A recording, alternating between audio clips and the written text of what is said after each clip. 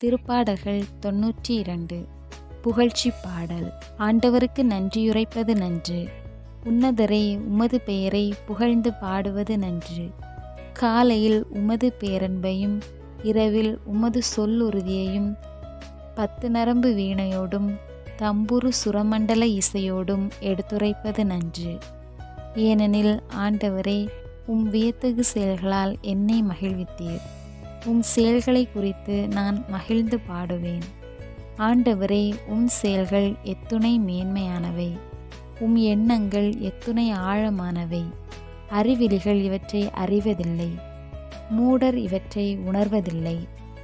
பொல்லார் புல்லை போன்று செழித்து வளரலாம், தீமை செய்வோர் அனைவரும் பூத்து குலுங்கலாம். ஆனால் அவர்கள் என்றும் அழிவுக்கு உரியவரே. நீரோ ஆண்டவரே என்றுமே உயர்ந்தவர். ஏனெனில் ஆண்டவரே, உம் எதிரிகள் அழிந்தே போவார்கள், தீமை செய்வோர்கள் அனைவரும் சிதறுண்டு போவார்கள்.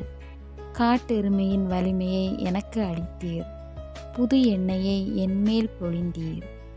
என் எதிரிகளின் வீழ்ச்சியை என் கண்கள் கண்டன. எனக்கு எதிரான பொல்லார்க்கு நேரிட்டதை என் காதுகள் கேட்டன.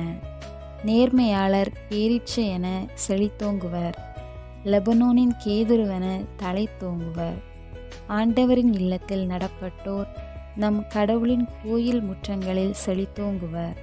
முதிர் வயதிலும் அவர்கள் கனிதருவார்கள், செழுமையும் பசுமையுமாய் என்றும் இருப்பார்கள்.